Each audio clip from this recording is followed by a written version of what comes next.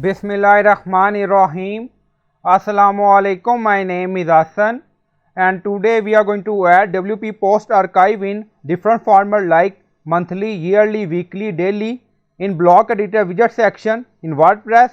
Before starting work, it's my request, please subscribe my channel. Thank you. Now back to our work. So we are in widget section in block editor. So this is our sidebar and then you see plus icon, add block.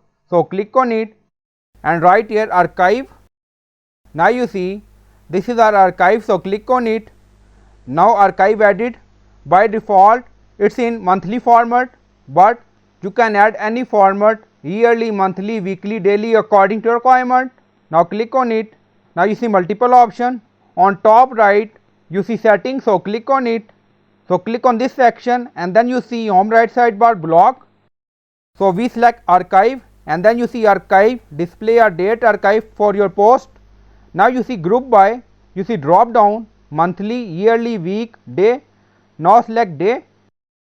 So you can select option according to your requirement and then click on update. Now saving, widget saved. Go to blog page and refresh the page. Post archive in day format. Now open any post. Now scroll down.